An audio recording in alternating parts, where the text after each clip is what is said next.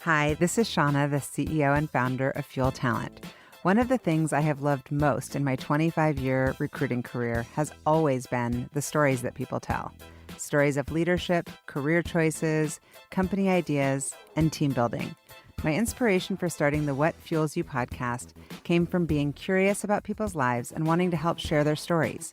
What path brought them to this place? What decisions did they make that led to failures and successes?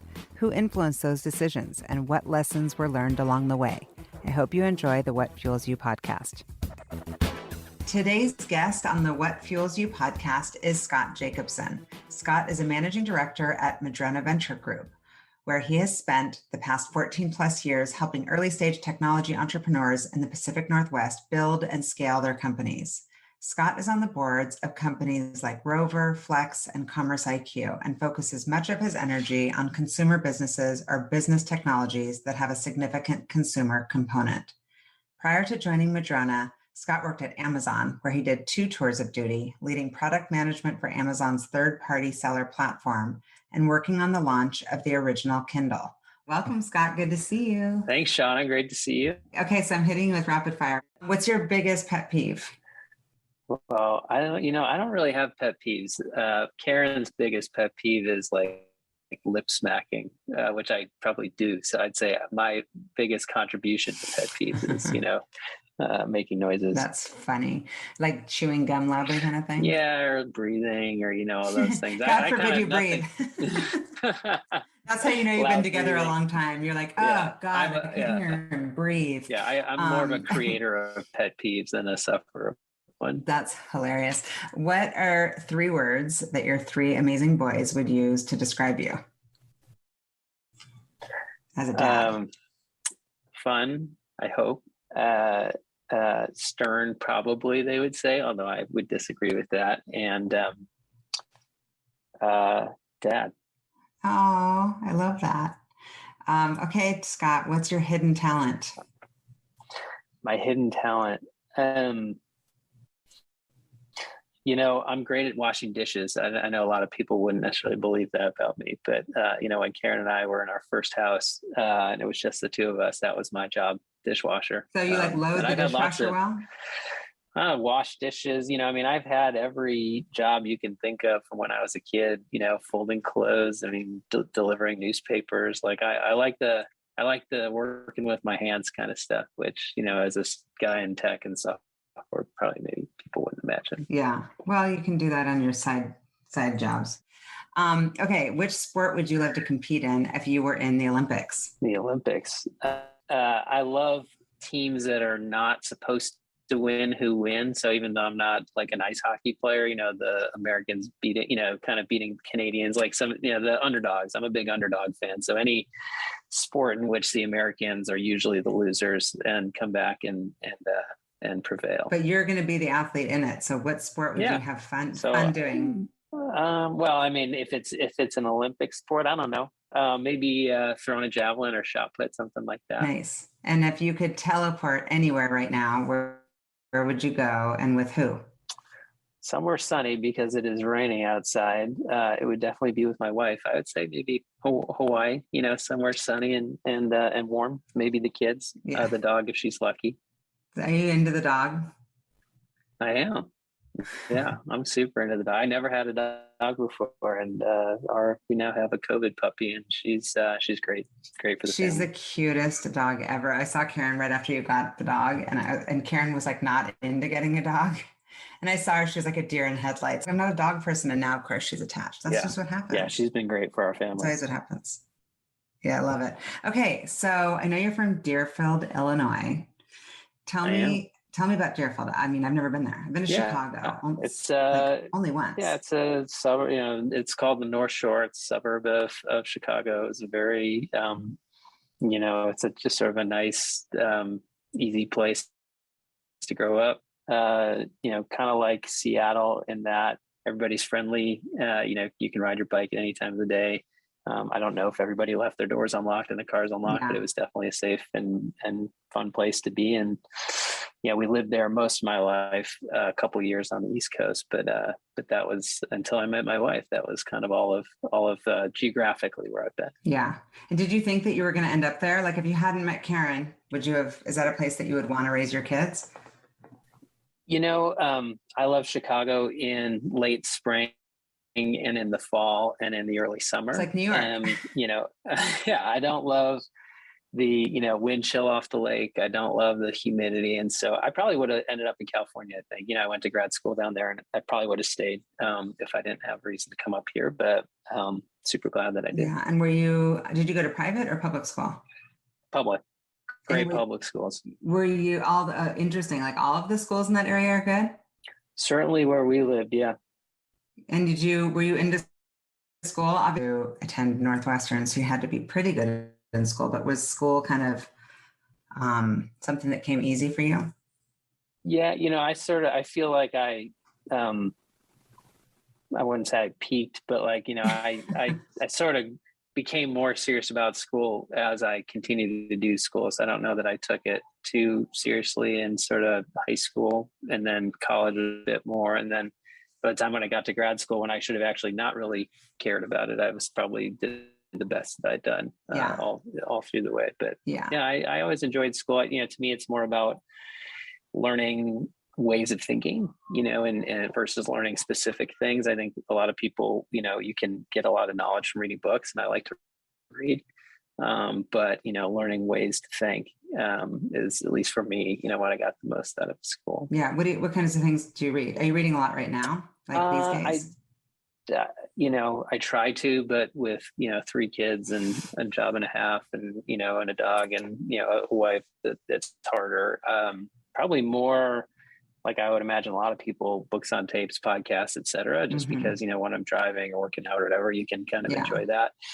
And it's everything from things that are relevant to what I do, technology, entrepreneurship, startups, to like for fun, it's like sci-fi, I'm still a little bit more into just kind of turn your brain off and, go use your imagination. The brain candy stuff. Is there anything that you've listened to or read or seen in the past year that you find yourself like continually recommending?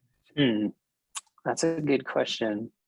There's a few podcasts that I really enjoy. I mean, reading wise, I like people, this is less books and more sort of journalism or publishing, but, I really prefer the people who go deep. So like in my, things that I read, like The Information is an example of a, kind of a tech blog that does kind of deep and not kind of the fluffy clickbait, listicle type of stuff.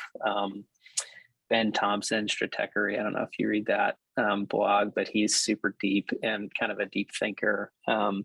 Invest Like the Best is a podcast that where the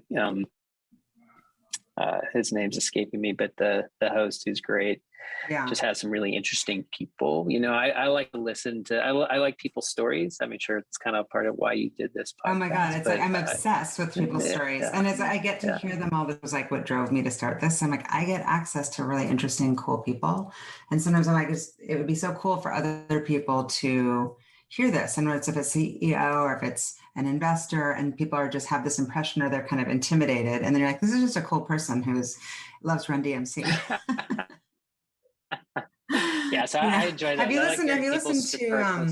listened to Working Backward, the Amazon story? So you mean the book that Bill Carr and so I know, so we actually had Colin and Bill. So Colin's wife Sarah and I used to work together, but like way back in the day at Amazon, and we kind of knew each other peripherally. And then I worked with Bill as well in 2 different kind of part Amazon, and so I know them quite well. And so actually when they first published the book, we had Bill and Colin in to present all, kind of to do a little bit of like a book discussion with all of our CEOs. I'm enjoying it. I'm just listening to it right now. I always have like 3 or 4 going at the same time. But anyway. Yeah, I read an early copy. I mean, I quite enjoyed my time there and learned a lot, that's sort of consistent with what they talk about. So I actually love the book. And I think they're both terrific people. Yeah. And I know that you've described your dad. There's a lot on you online, by the way. Some people you can't find anything. I'm like, you've been interviewed a lot. So I got scoop. I know your dad influenced your interest in technology and also that he gave you some great advice. I'm reading what I read, which is awesome. It says the most important thing to do what you love and work with people that you respect, and everything else will work itself out. I'm reading this because I'm just going to take your dad and be like, cut paste for my own kids. But I think it's just awesome advice. So how old were you? Was this like when you were in college or when you were little or like lately? Well, I'll kind of share a slightly different anecdote, which is, my dad was an engineer. He worked at Bell Labs in Chicago, and, Bell Labs was sort of like, what became part of AT&T is kind of a cool research thing. And that took us out to New Jersey for a couple of years. But he ultimately did an MBA at the University of Chicago. Super smart guy. He went to Northwestern undergrad. That's the only reason he and my mom, it's the only reason I got in. Okay. And so he did that. He went to Northwestern, got like an engineering degree, worked at Bell Labs, for a bunch of time, got an MBA at the University of Chicago, and became, moved into management. And he didn't really like managing people. He liked doing engineering stuff and, being a leader in, as I'll call an individual contributor as opposed to like people leader. And, for a lot of people, if you invest in an education like that, and B, just from sort of like an ego perspective, I think it's natural to say, hey, I'm going to make, career advancements or, compensation advancements or whatever that are associated with like people leadership as opposed to kind of product leadership. And, he decided he didn't want to do that because what he loved was, the hands-on building. And I always really, I don't know if he ever talked to me about it, but I sort of got to observe it. I always really appreciate that. It's like, hey, if you do what you love, what fires you up and you do it with people you like, everything else will work itself out. It's not always about optimizing for title or span of control or compensation or what have you. So that we maybe have talked about it. I'm sure we did. But I was really just respected that and continue to respect that. Yeah. And what about your interest in investing? Was that something that you kind of honed in on as a kid or just later in life?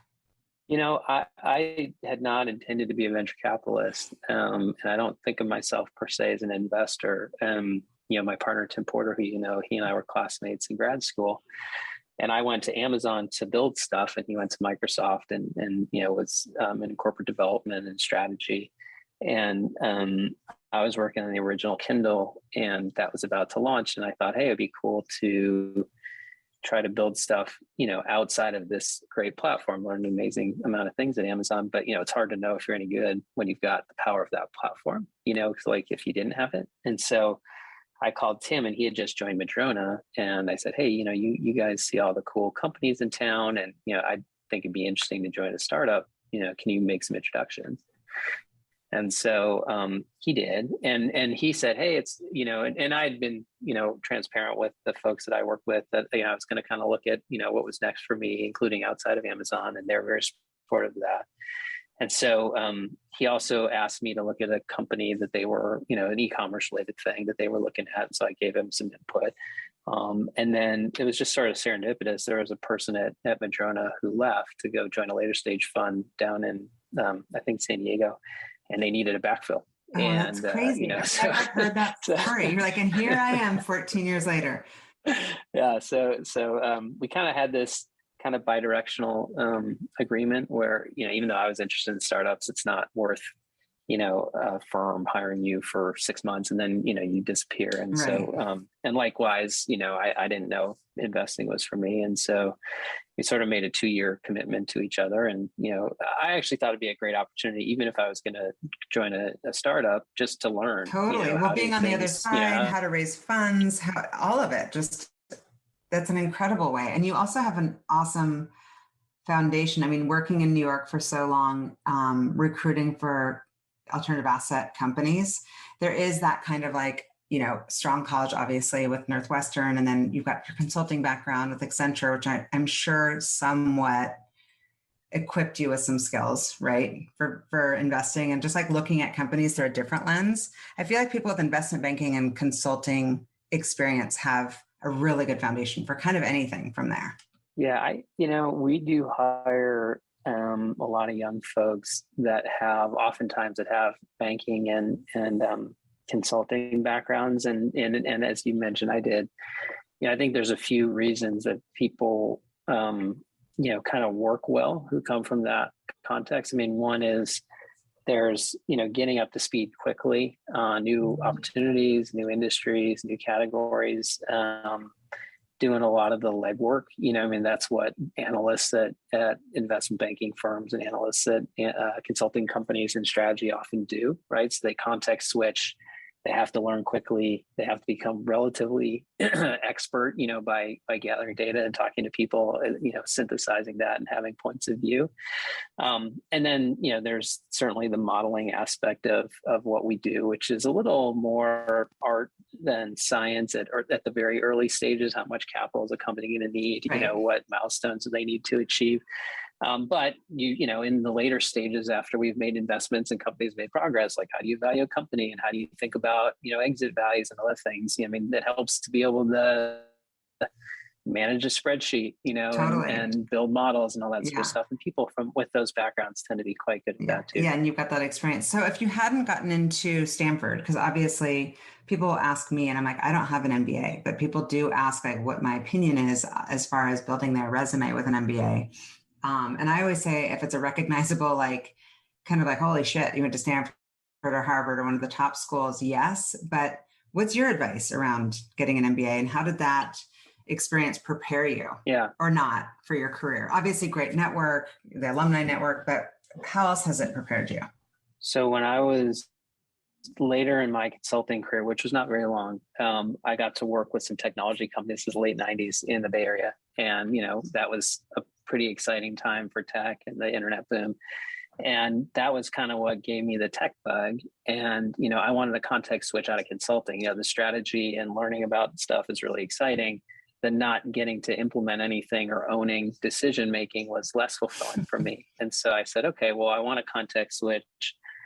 I don't know what I'm qualified to do as a consultant if I'm going to jump into an operating role. And so business school is kind of a natural break, where you sort of get to, learn and experiment and be curious, but then, people hire out of there. Right. And so it's sort of a natural place to go learn a set of skills and then go into something new.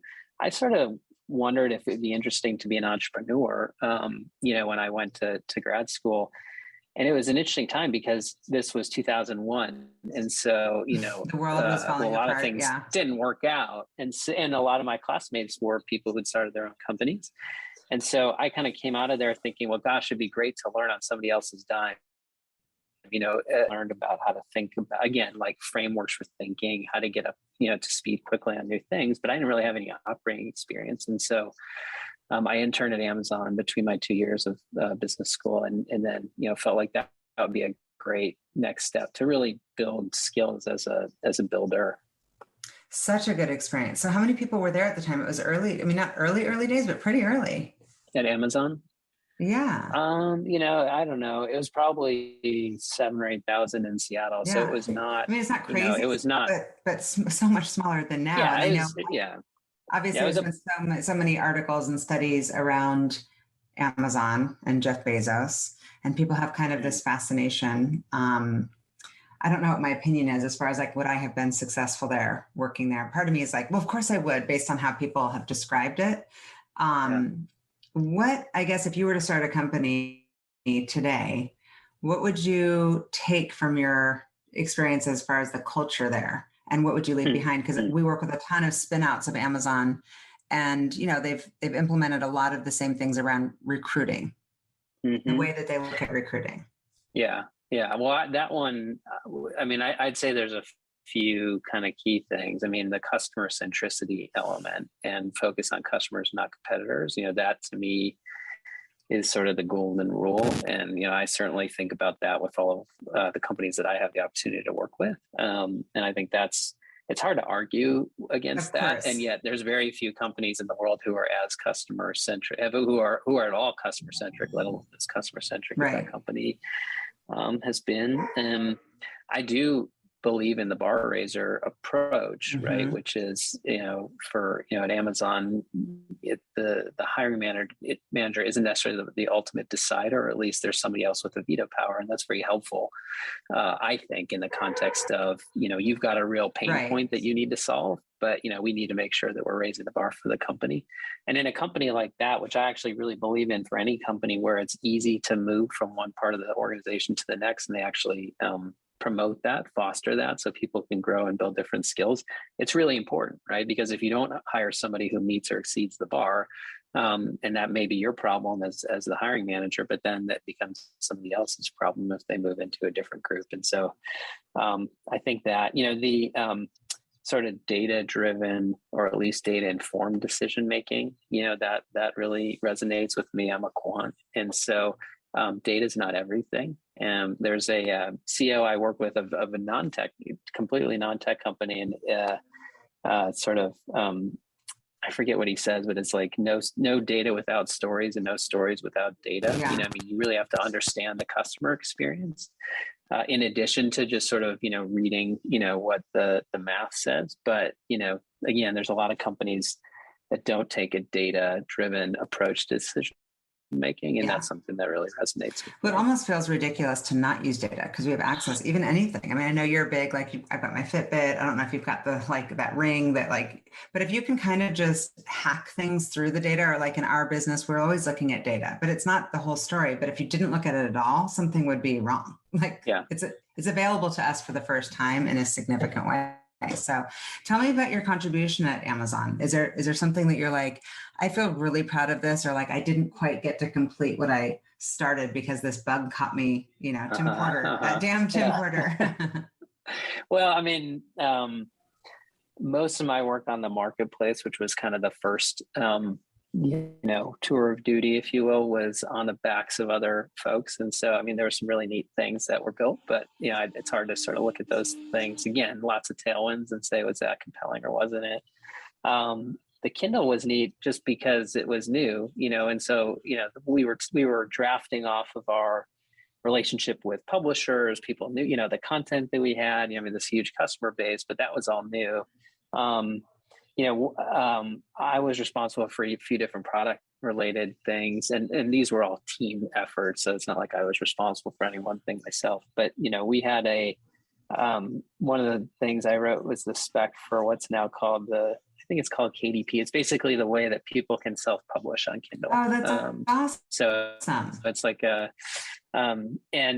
would be surprised at least there's a couple of notable, very big, titles that were originally self-published. And so the nice thing about Amazon is, you can think about, I'm a big believer in, if you have the distribution platforms empowering creators, right? And not sort of concentrating power amongst the big, the record labels or the publishers or whatever it is. Yeah. And so there's always, if you're the technology distribution platform, there's still that risk, right? The Apple App Store, the Google App Store, Amazon's, bookstore, et cetera. But, not having to go through intermediaries is, to me, a very powerful thing that technology enables. And so that was kind of a neat, again, that there are many contributors to that, but I got to work on that. Yeah. We had this science experiment, which was kind of neat. And the context at the time was a relatively small number of books were being put in ebook format, because 7-8 years ahead of that, there was the first generation of ebook readers, and they all failed.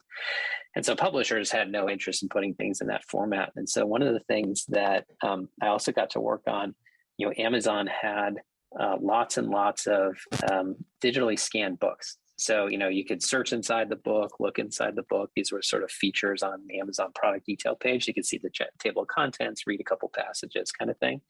And there was a team that turned those books, which are just basically a bunch of very high res pictures, right?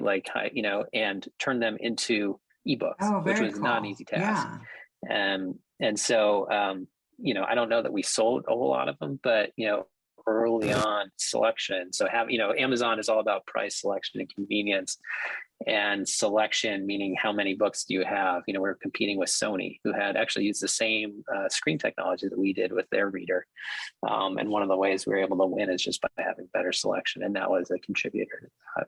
That sounds incredibly exciting, because it's something that you can say, actually, I can measure that. I left something there. That's very, very cool.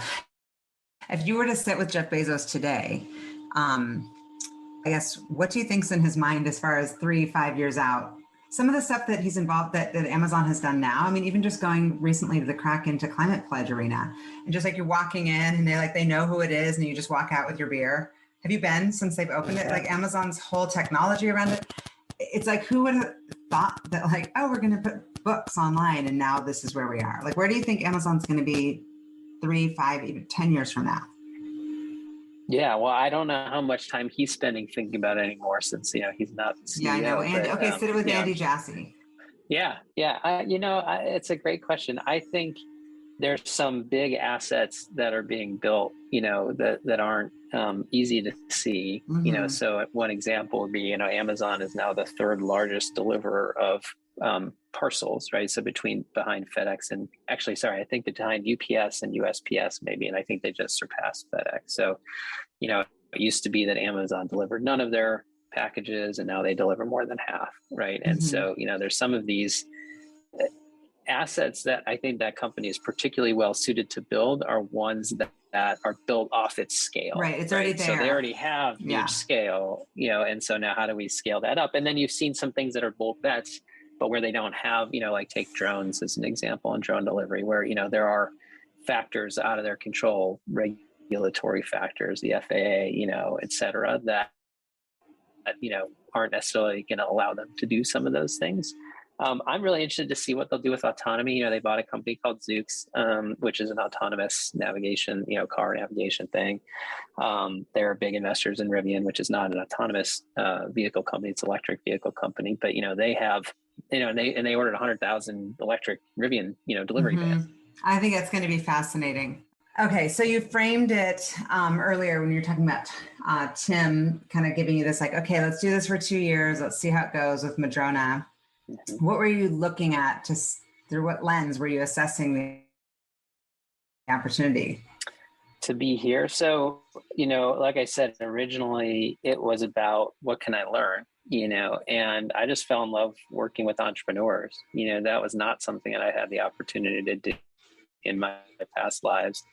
And, it was weird not building, to be candid. And I've had folks I used to work with at Amazon who are now entrepreneurs kind of remind me that I'm no longer an operator, builder. I think it makes you a better investor though.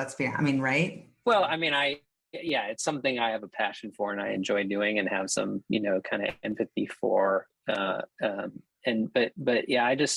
It's fun. One of the things I liked about consulting was being able to context switch. I was involved in a variety of companies and I'm sort of, lifelong learner. That's one of the things I'm really passionate about. And so that's very attractive about this, and it's not just in the context of the entrepreneurs who you get to work with who are super fun, and just the opportunity to be a partner with the people, but also just you're effectively getting for real people to come and talk to you about what they think the future is going to be. Totally. And I can't think of very many, probably Jeff Bezos, when he was the CEO, had a lot of people doing that with him, for employees at Amazon and senior executives. And maybe, if you're the president of the United States or something like that, but there are very few jobs you could have where you actually get paid to do that. And so that, as a lifelong learner, that's super attractive to me. And, I like to build things too. And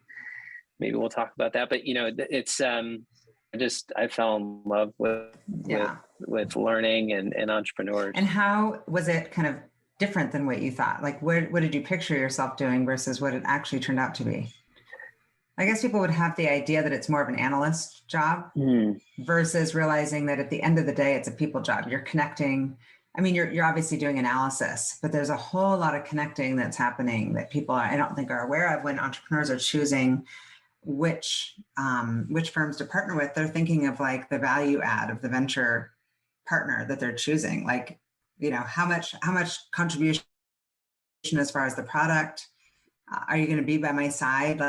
Like when the shit hits the fan, and then also like, how can you open up doors? I think those are all important. I mean, I think different investors have different points of view about how and when they can add value. And frankly, some choose not to, very intentionally. There are firms you can raise capital from today who don't want to be on the board, want to get quarterly updates, and that's all good. And, sometimes that's attractive at a certain stage in the life of a company to an entrepreneur. But at the very early stage, I do think it's about the partnership, and about the chemistry and the personal chemistry, but also, having shared vision, but not having a fixed mindset, Mm. like, because the reality is in these early stage companies, you may be directionally correct, but specifically wrong, to quote one of my partners. And you have to have a malleable view, and I think that's important for everybody. And so I really like entrepreneurs, and I think gravitate toward entrepreneurs who have a strong point of view of where things are going. But to quote Jeff Bezos, strong convictions loosely held. This is sort of like something that he would say often. And I think it's important to have a point of view, but it's also important to be able to synthesize information to learn, and then be open to changing that point of view. Yeah. Not to get too political, but that's, I think, one of the great failings of our political system is, people go on writing X and then they have a really hard time ever saying anything different than X. But the reality is we all get more information, we all learn, and it's okay to change your mind. Yeah. So you're now in your 8th fund, at $345 million, the biggest fund yet, correct? How has the firm changed? And I guess what direction some of the OGs, right? The original founders are kind of passing the baton on to, I don't even think you'd be next gen, but kind of the middle gen. Too old to be next gen. You're middle gen. Yeah. But like, what direction do you think Madrona will be going in? And how do you kind of look at that as far as what you might miss about the early days? Well, Tim and I and some others worked in the bullpen, or we called it the bullpen, but that I always really enjoyed the camaraderie of kind of being smushed together.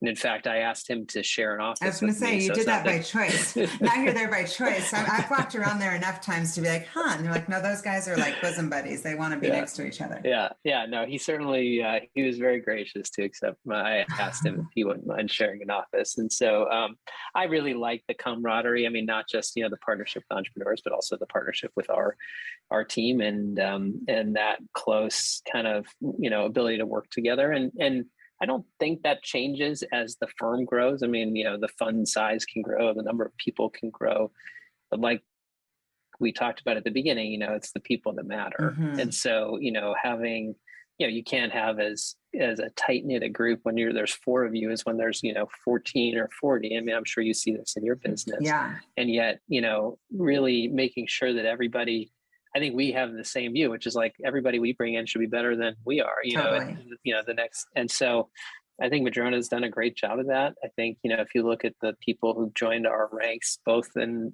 up and down the stack, they're, great. Maybe upgrade's not the right term, but they're fabulous. Yeah. And I think it just makes for a better firm. From a strategy perspective, early stage, really formation stage investing is something that just really pulls at my heartstrings. And we talk about day one for the long run. We want to be there at the very early stages, but we want to help entrepreneurs through their whole journey. And one of the things that I think we used to do differently than we do now is when a company would go public, we would say, okay, well, that's kind of the end for us, right? But it's really just a financing milestone for the company. And so we've remained, involved on the boards for a longer period of time. And that's, I think, gratifying to us. I think it's good for the companies because we have that depth of relationship and understanding of the business. And it's oftentimes good for our investors too. Yeah. And as we've, kind of seen more of these movies all the way through the end, we built some skills in later stage investing, or helping companies at the later stage continue to make those strategic decisions. And so we have, raised what we call an acceleration fund, which doesn't start at the very early stages, but sort of more at the BC or whatever language you want to use for these later stage post companies. Kind of revenue attraction. Yeah. I mean, when I started, a $3 million round was called a Series A, and now it's called like a pre-seed. Right. So much money flying around. Change. I can't keep track of all that. So tell me about when you first, early days. What was your first kind of like, oh my gosh, I got this right? Your first good investment that you felt was kind of your baby that you brought in. Actually, I'm going to answer a different question, which is like which one did I get wrong? Because I think there's it's always fun to talk about the exciting, wins, but I think it's harder. It's sometimes harder to better talk about learnings to talk about the miss. Yeah. Yeah. And so, one of the first a guy named Dave Chappelle, who's not the comedian Dave Chappelle, but a former Amazonian, good friend of mine, who was a Madrona entrepreneur, introduced me to entrepreneur named Jeff Lawson. And Jeff was at AWS. He was an Amazonian, and he wanted to build, telephony as a web service, just like you have compute and storage and these other things. And company's called Twilio. And, he was based in Seattle, but he was moving out of the Bay Area.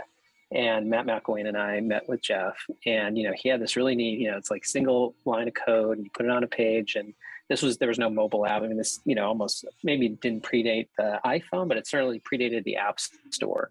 And so this was about, embedding like telephony into web pages and, hey, customer service or, whatever. You can imagine some uses for that. And it's one line of code, and everything on the back end is really complicated, and we simplify everything. It was very AWS-y, right? And Jeff is a tremendous, kind of person. And the two reasons we passed, but I think we had full opportunity. I mean, Jeff could probably say different, but I think we personal chemistry and otherwise. One is the company. He's moving the company out of the Bay Area, and I think we were we generally invested in companies based in Seattle, but that wasn't the driving factor. We weren't sure about whether the kind of bottoms up developer oriented sales model and like going to conferences and kind of selling that way would be a way to scale the business. And that was 100% wrong. I actually have that on. Here's a question: like, which investment opportunity did you pass up that you regret? Twilio makes sense. So speaking of that, so you're talking a little bit, giving us a little hint around like the lens that you use to assess, and we did talk about data. What role does like your gut play in how you make decisions? I think it's sort of a gut feel and intuition about the entrepreneur, or a gut feel or intuition about what could happen in the future for a market that doesn't really exist. Mm-hmm. I think gut plays less of a role in things like, hey, they have customers and revenue, right? And so we can talk to customers. Or even if they don't have customers, we understand who the customer might be. And so we can go like to the extent that you can learn by speaking to people who have an informed point of view, we want to go do that as much as we can. Mm-hmm. Gut is certainly a big factor around people, right? I mean, it's like any close relationship. I mean, if you're going to be on somebody's board, it's going to be a 5 to 10 year journey in all likelihood.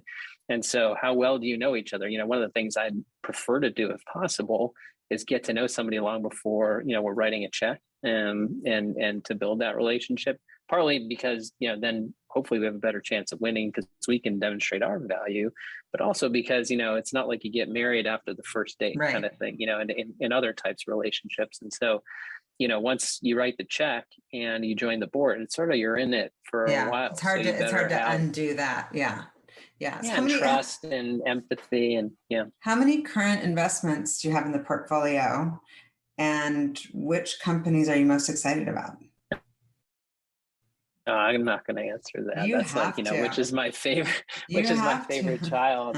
No, I mean, it's every new investment you make is kind of an exciting, hey, there's a newness element to it, but it doesn't make the more legacy investments less interesting.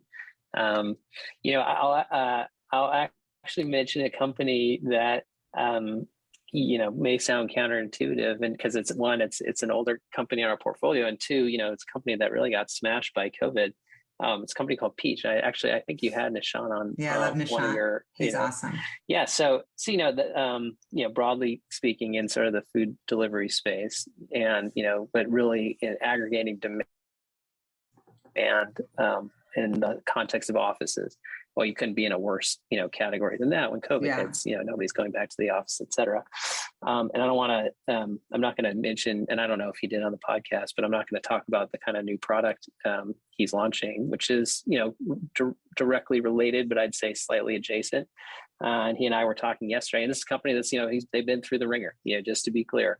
And I cannot be more excited about what they're building right now. And I think it's be massive. I'm going to call him far larger than, where he was able to build, prior to COVID, the first business. And so, it's not always about who's raised the most money or, we've got lots of great, stories about, small to big, and those are great too.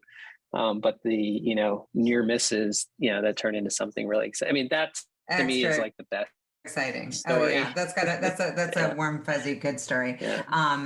So speaking of the pandemic, I actually was curious, like, what surprised you during the pandemic? Because I know those early days when I was having conversations, even with people in your industry, saying kind of like, we thought it was going to be a shorter period of time. So them kind of being like, we're going to hold on.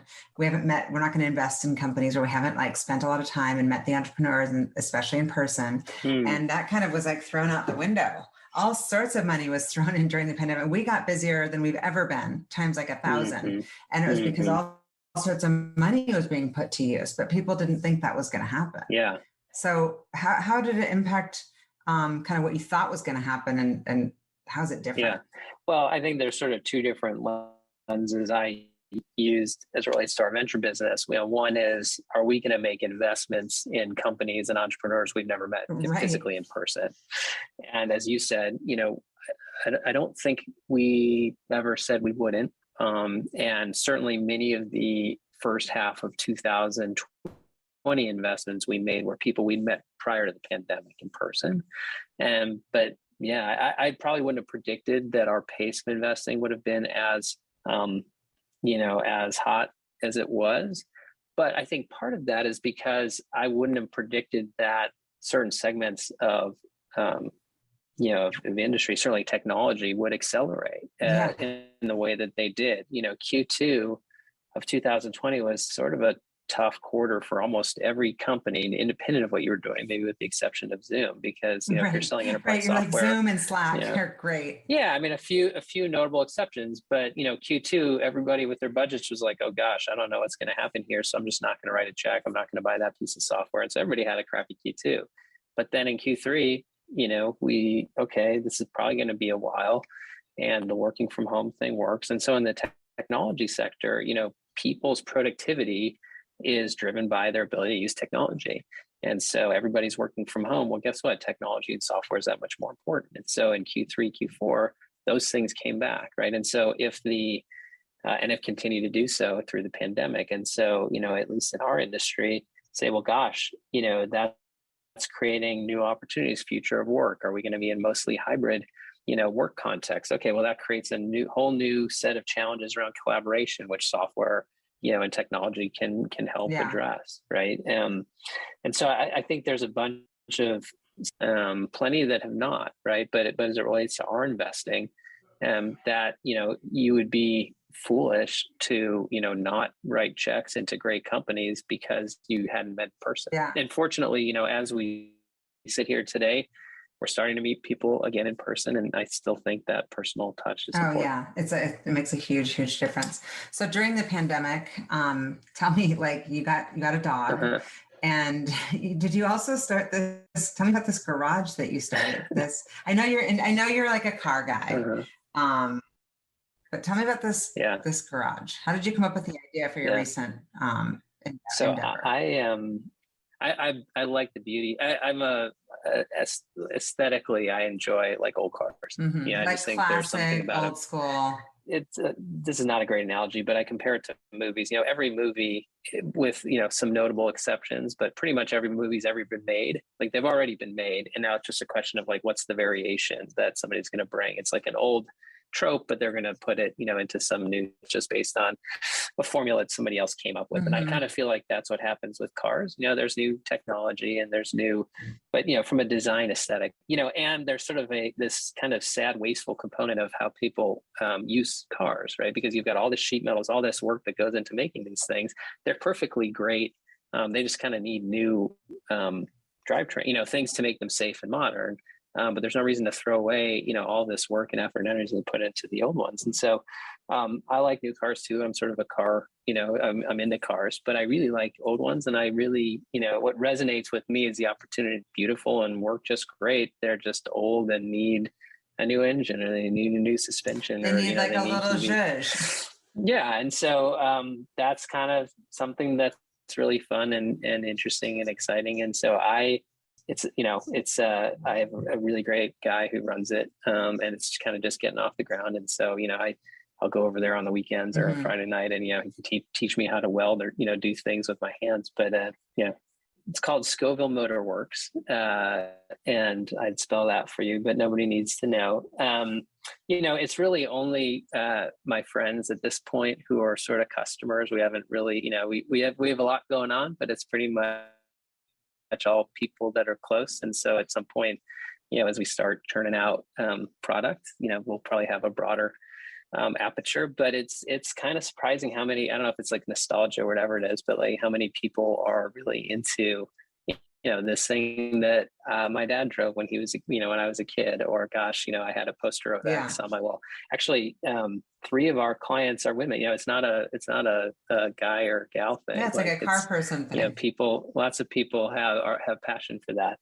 Yeah. I'm actually started, and it's very much a crawl, walk, run thing, but electrifying old vehicles to me is sort of a really neat opportunity. We're not, we're just getting started on, figuring out how to do, vanilla, but that's another thing I'm super passionate about, because I think that is the future.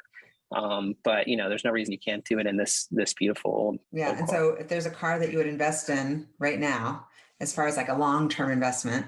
So I do think, these are scarce assets. I mean, you'd be shocked at baseball cards as an example, and how much those are. So I think if you just talk about collectibles broadly, there's something, and I do think this is accelerated by the pandemic, partly relation that hasn't been spending money on this or that. And they say, hey, what's something I'm passionate about? And maybe they're going a little crazy. Or they have time. They have time to think about it, or watch like James Bond movies and like fantasize. Yeah. Is there a dream car for you? Like you're like, oh my gosh, if I ever could get this car. There is, but I'm not going to answer that one. But I'll tell you, the car that I'm building for myself right now it's called a International Harvester. So the tractors. International Harvester, or maybe you don't, but that's a tractor company. And in the 70s, they built a model called the Scout. And so we're building, for me, an International Harvester, 1975 International Harvester Scout 2. Okay, I'm gonna have to look it up. And it might look like an old Bronco or a Blazer, that type of thing. But I love kind of like these old. They're beautiful. Yeah, I'm gonna be on the lookout for you. So tell me, so you're there on the weekends, and what else are you liking to do, kind of on a random Saturday, and then of course on Sunday when you get yourself ready for the week? How do you set yourself up to kind of balance it all? It's so different from what I do. So when you think about, in my day job, and and I love technology and thinking about that stuff, but it's also fun just to not have to not do that. I talked about like reading science slinging wrenches, which I'm not good at, but getting to sort of look at how does this work, how does an engine work, how do what are bushings on that, just things that have nothing to do with anything I've ever known before. That's a great, I don't know if palate cleanser is the right term, but it just sort of like helps kind of reset my brain a little bit. But it's honestly that is kind of the new project, and then my family. That's really the priorities. And what about as far as rituals like this, or like just how you set yourself up? Is even any hacks like, oh, I use this app for this or this? I don't know. I'm not as my wife would tell you, like I'm not the most organized person, but I'm fairly punctual, and it's a lot of it's in my head, and I'm sure at some point, as I deteriorate in my old age, that will become a challenge and a flaw. But I don't use a lot of productivity hacks. One thing I've really enjoyed. I've got we're investors in a company called Trade Coffee, which is like a really high quality, like a craft coffee kind of membership club, and that's become a fun kind of ritual for me in the morning. It's just making like a really nice cup of coffee, and it's an opportunity to hang out in the kitchen with the boys while they're getting ready for school. But it's also sort of like, I like things that take a little time, but then it's sort of like worth the payoff. Yeah. And what are you doing for workouts these days? So I maybe at some point, we, like many, put a Peloton in the basement when COVID hit. I really enjoyed running, and you and I live on the same island, and running is fun there because there's a lot of elevation change. Like it's a good workout. Yeah. It's hard to do at this time of year because even when I left the house today at whatever it was, 8:15, it was not particularly bright out, and so running at 6:15, which is what I would need to do to sort of be able to help out in the morning, all that. Yeah, it's not fun and it's wet, but running is kind of my jam. I have a friend that I run with, Dave Glick, who you had on your podcast on the Oh South yeah, I End saw of the you hour every guys running. Saturday That's morning. right. That's right. That's awesome. So it's fun. I really like to do that. I do like the boot camp thing and Orange Theory and all that sort of stuff too. Yeah. The Peloton boot camp rocks. It's like it's a really good workout. Anyway. Okay. So my final question for you is, what fuels you? I would say curiosity. I mean, that I sort of talked about lifelong learning, but I get energy in finding new things and learning about new things, and I think you have to have that curiosity to enjoy that. And so that's where I get my energy. I'm a continuous learner. I always want to come up to speed on something, imagine what the future could be, and that's it.